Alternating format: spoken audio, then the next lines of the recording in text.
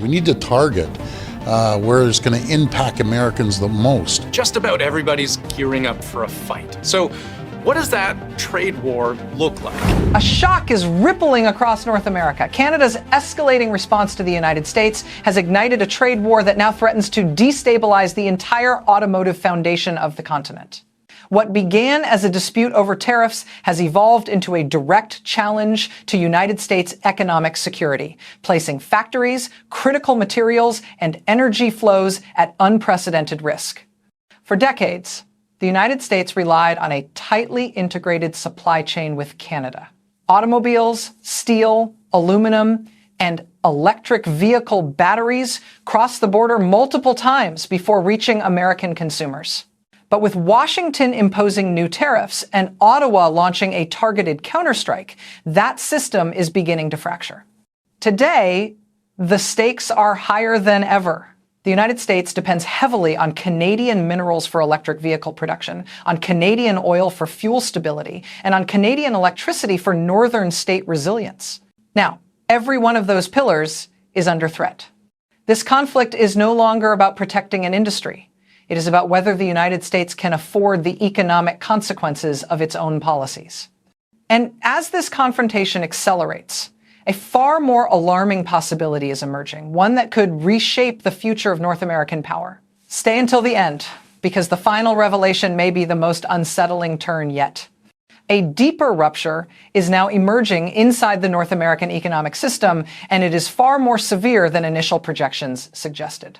The latest data from cross-border manufacturing flows reveal that even a small disruption in component shipments can trigger production delays that spread across multiple industries within days. Factories that once operated on precise, synchronized schedules are confronting unexpected shortages, rising input costs, and widening delivery gaps. Canadian officials have intensified their countermeasures by expanding scrutiny over the export of critical minerals essential for electric vehicle manufacturing. Nickel, lithium, cobalt, and aluminum are no longer guaranteed to reach United States producers at the volumes or prices they once relied upon. This has alarmed automotive executives who privately warn that electric vehicle output could contract sharply if these restrictions tighten further. A contraction of this scale would not only push electric vehicle prices higher, it would also jeopardize long-term investments from major automakers whose survival depends on stable access to these materials. Meanwhile, the latest labor market surveys in both countries show a troubling trend. Temporary layoffs are increasing inside automotive plants, and parts suppliers are signaling that permanent workforce reductions may follow if trade tensions escalate. These early indicators point toward a potential employment shock that could hit manufacturing communities already strained by the past decade of industrial instability. Political analysts now caution that this economic rift is shifting into a new phase one that blends trade confrontation with national strategic leverage. Canada's ability to influence mineral flows, transportation networks, and freight capacity gives it tools that extend far beyond traditional tariffs. If used aggressively, these tools could disrupt American production in ways Washington has not yet openly acknowledged. And this is where the situation turns far more ominous. Internal government assessments, quietly circulated in both capitals, warn that a single policy shift from Ottawa could trigger a chain reaction capable of halting entire sectors of United States manufacturing. What that policy is and why it is so dangerous will redefine the trajectory of this trade confrontation. The revelation may challenge every assumption about which nation truly holds the upper hand. A widening fracture is now forming inside the corporate landscape of the United States as the trade war intensifies. Automotive manufacturers, metal processors, battery developers, and cross-border logistics firms are confronting operational pressures that threaten to overturn long-term business models built on stability and predictability. The latest financial disclosures from several major automakers indicate an abrupt rise in production costs linked directly to sourcing volatility. Transportation analysts report that freight delays originating at northern border crossings have extended average delivery times by as many as 7 days, creating cascading inefficiencies inside assembly facilities. The just-in-time manufacturing model that once defined the competitive strength of the North American automotive sector is beginning to erode, forcing companies to hold larger inventories, secure alternative suppliers at higher prices, and revise quarterly profit outlooks downward. The steel and aluminum industries are also entering a destabilized phase. Executives warn that limited access to Canadian inputs may compel certain factories to idle furnaces, reduce shifts, or temporarily repurpose production lines to lower grade outputs that do not meet the engineering standards required for electric vehicles.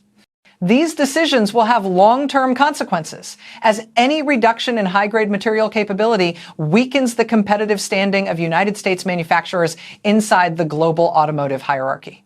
Battery developers, meanwhile, face a different kind of crisis. The emerging shortages of critical minerals create an environment where project financing becomes uncertain, investor confidence declines, and expansion plans stall. Several large battery initiatives announced within the past 3 years are now under internal review due to fears that mineral acquisition costs will rise beyond viable thresholds. This creates a dangerous loop. Fewer batteries restrict electric vehicle deployment. Restricted deployment reduces economies of scale, and reduced scale raises costs even further. Beyond manufacturing, corporate leaders across multiple sectors now warn that the long-term reliability of cross-border commerce cannot be taken for granted. Insurance firms have begun reassessing risk premiums for companies dependent on bilateral trade. Investment banks are drafting revised exposure models for clients with supply chains tied to Canadian industrial capacity. If these assessments become policy, borrowing costs for United States manufacturers could rise significantly, amplifying the economic strain already building inside the system. All of this converges toward an unsettling reality. Companies may soon face decisions not about optimization, but about survival.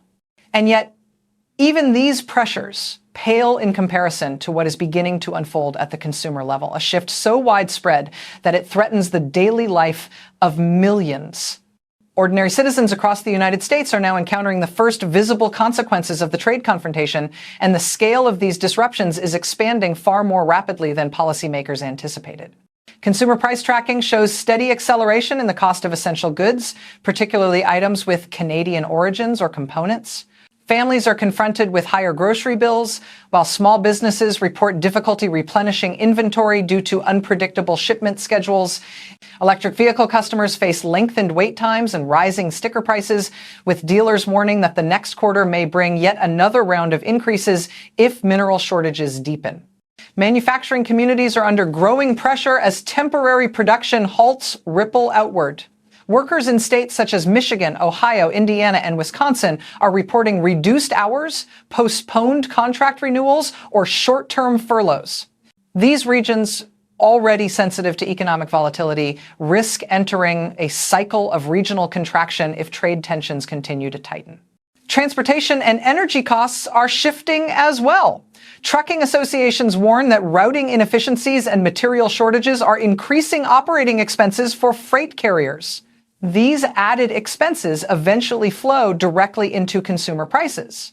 Energy economists caution that fluctuations in oil exports from Canada, even modest ones, can raise fuel costs for millions of American drivers within days. Such increases push household budgets into more fragile territory, reducing consumer spending capacity and slowing economic activity nationwide. Perhaps the most destabilizing factor is psychological, a growing sense of uncertainty about the economic direction of the country. Surveys conducted by national research institutions reveal a notable decline in consumer confidence, with Americans expressing concern over job stability, affordability, and the long-term outlook for domestic manufacturing. When households begin delaying major purchases, the slowdown permeates every sector from housing to retail to transportation. Economists warn that if these trends converge, they could trigger a structural shift in the United States economy, potentially weakening the country's ability to sustain technological competitiveness in the automotive and energy sectors for years to come. But even this is only the visible impact. The next layer of the crisis involves geopolitical leverage and international realignment, a transformation so consequential that it could redefine the strategic position of the United States on the global stage. The magnitude of this shift will likely shock many viewers once the full picture comes into focus. Inside the United States, the strategic calculations surrounding this escalating trade conflict have begun to fracture along political, industrial, and regional lines.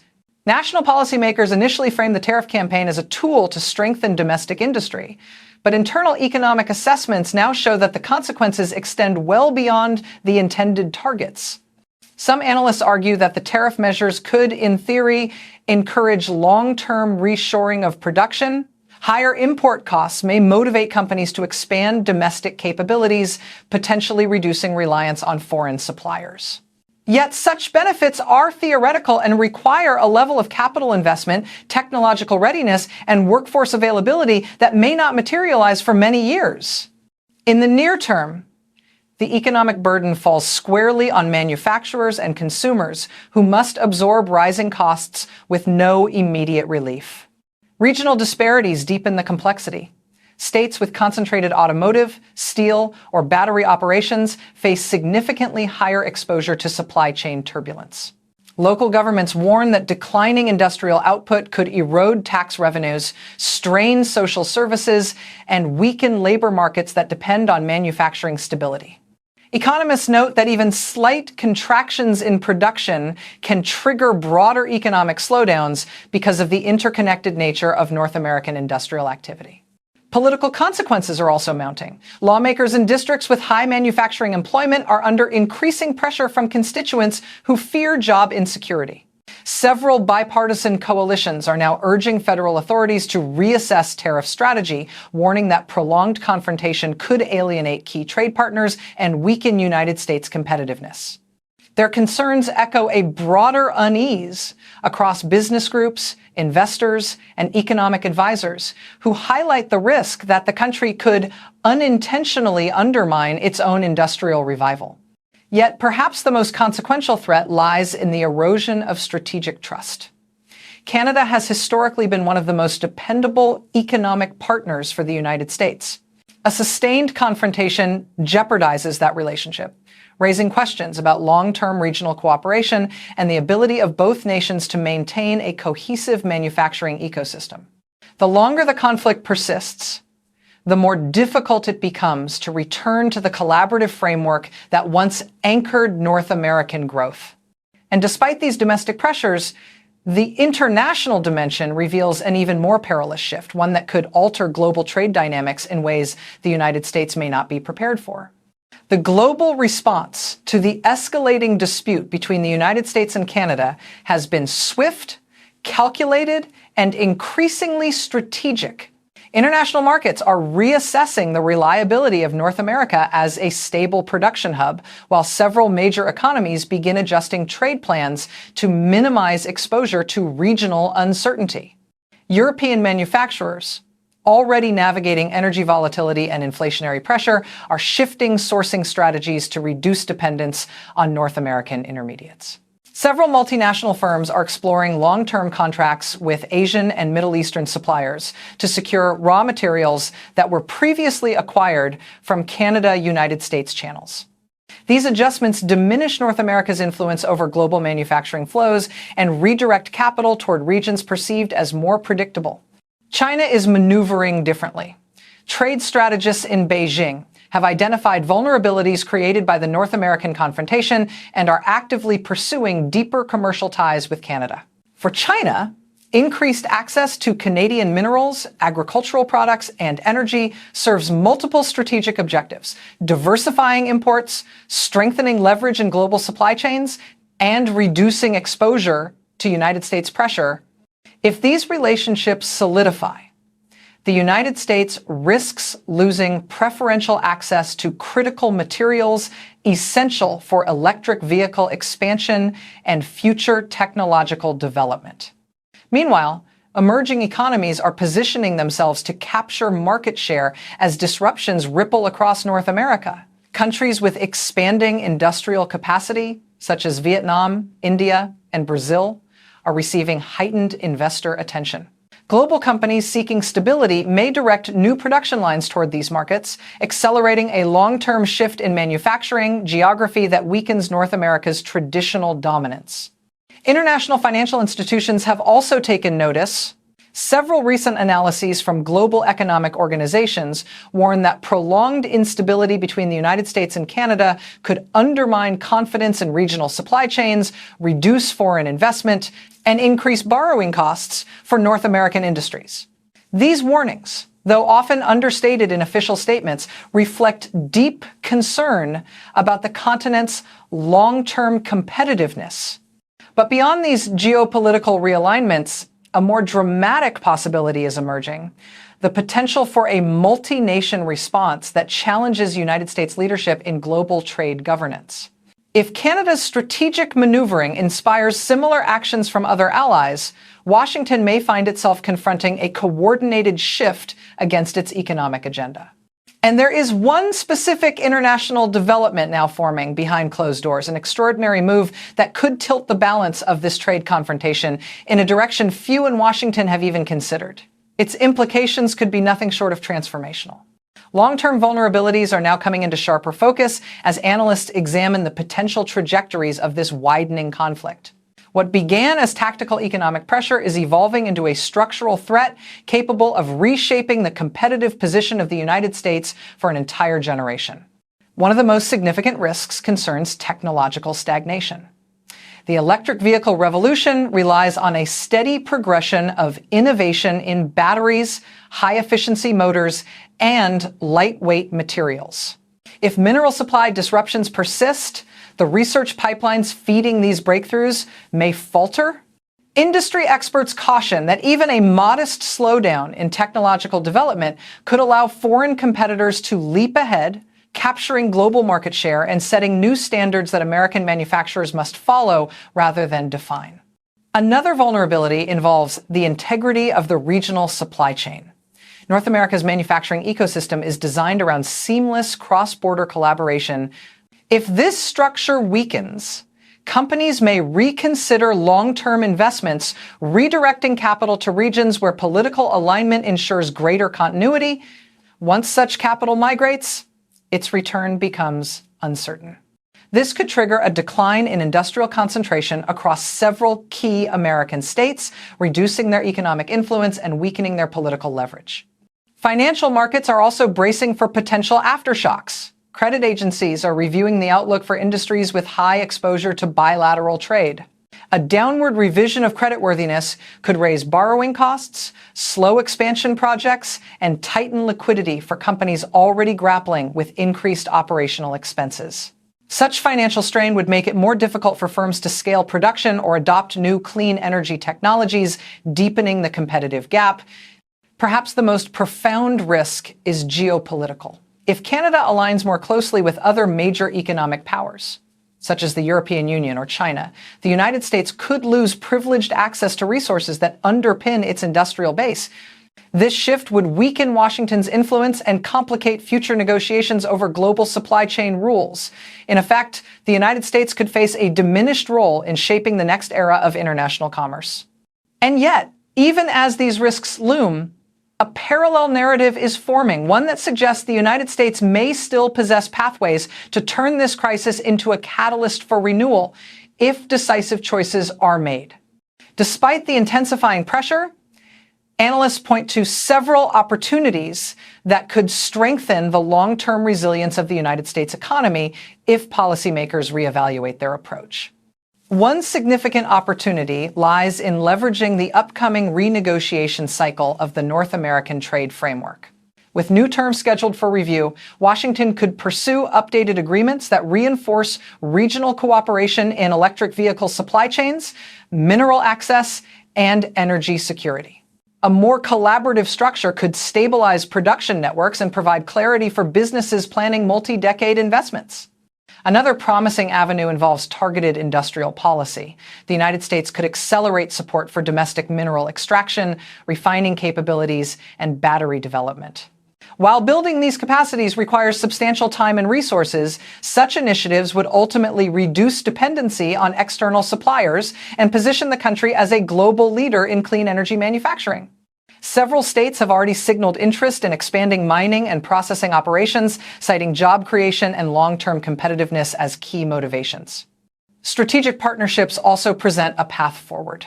If Washington prioritizes diplomacy over confrontation, it could strengthen alliances with Canada by developing coordinated energy policies, shared mineral strategies, and joint infrastructure for electric vehicle technology.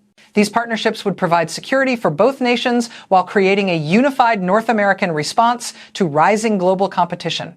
Moreover, the crisis highlights an opportunity for the United States to modernize its transportation and energy systems. By investing in new technologies, resilient grid infrastructure, and advanced recycling for electric vehicle materials, the country can build an industrial ecosystem that is less vulnerable to external shocks and more capable of sustaining long-term growth. Yet any move toward renewal requires swift and strategic decision-making. Delayed action could allow foreign competitors to shape the global market while North America remains locked in internal conflict. And this leads to a far more pressing question. Behind the diplomatic language and public statements, what strategic maneuver is Canada preparing that experts believe could redefine the balance of power in this trade confrontation? The answer reveals a turning point that neither nation can afford to ignore. Canada's long-term strategic posture has shifted in ways that are only now becoming visible to economic analysts. Government documents, policy drafts, and recent parliamentary discussions reveal a coordinated national effort to reposition Canada as a central hub in the global supply chain for critical minerals, renewable energy, and electric vehicle technologies. This shift is not merely defensive. It is a forward-leaning plan designed to establish lasting leverage over nations that depend on Canadian resources, including the United States. A cornerstone of this strategy is the expansion of Canada's refining and processing capabilities. By increasing domestic capacity to convert raw minerals into battery-grade materials, Canada reduces its reliance on foreign intermediaries while enhancing its bargaining power. Analysts note that once Canada becomes a major global supplier of fully processed materials, it gains the ability to influence pricing, export flows, and international partnerships with far greater precision. Additionally, Canada is strengthening diplomatic and commercial ties with countries seeking stable access to low-risk mineral suppliers. Several international alliances are under negotiation aimed at forming a global network that bypasses traditional United States influence. These emerging partnerships not only diversify Canada's economic relationships, but also provide a counterweight to Washington's historical dominance in North American trade. Canada is also positioning itself as a global leader in clean energy exports. With vast reserves of hydroelectric power, substantial wind capacity, and new investments in hydrogen production, Canada has the potential to become an essential supplier of green energy to multiple regions. If these initiatives mature, Canada's role in global energy markets could expand dramatically, granting it leverage that extends far beyond the boundaries of tariffs or mineral exports.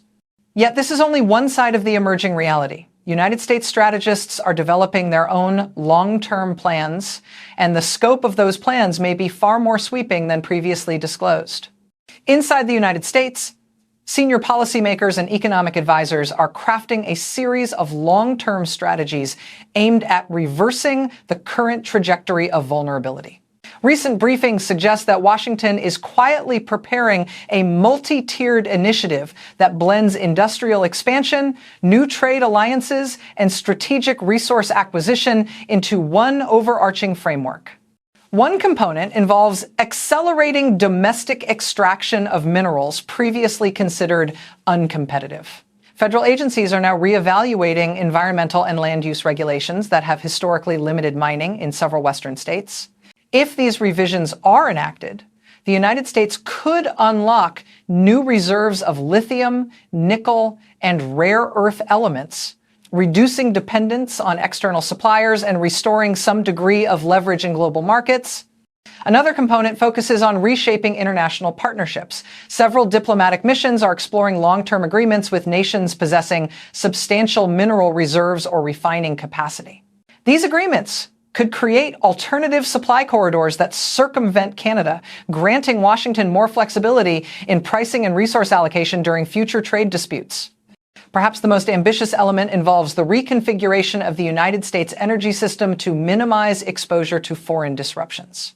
Massive investments in grid modernization, renewable energy expansion, and advanced storage technologies are being evaluated as part of a national resilience strategy. If implemented, these measures could reduce reliance on cross-border energy imports and fortify the domestic economy against external shocks. However, among all the developments now under consideration, one potential United States maneuver stands apart. According to analysts familiar with early-stage discussions, Washington is contemplating a move that would fundamentally alter its relationship with Canada, reshape continental economics, and redefine the structure of North American manufacturing for decades. And the nature of that move, its scale, its risks, and its unprecedented ambition will be revealed in the final conclusion. The implications may challenge every assumption viewers hold about the future balance of power on the continent. The trajectory of this conflict now points toward a decisive turning point, one that will determine whether North America moves toward renewed cooperation or enters a period of long-term fragmentation. The choices facing both nations are no longer technical or incremental. They are structural, far-reaching, and capable of reshaping the economic architecture of the continent for an entire generation. Canada is strengthening its leverage, the United States is preparing ambitious countermeasures, and global markets are repositioning with increasing urgency. What happens next will influence manufacturing, energy stability, technological leadership, and the broader geopolitical balance that underpins North American prosperity. Every indicator suggests that a moment of recalibration is coming, and the consequences will extend far beyond the immediate trade dispute. The central question now emerges with unmistakable clarity. Is this a bold strategic recalibration or a high-risk miscalculation that could diminish United States influence for decades to come? The answer may reveal which nation ultimately shapes the next era of regional power. For more fact-based analysis on global trade dynamics, tariffs, and the rapidly evolving relationship between the United States and Canada, subscribe for future updates and activate notifications to stay informed.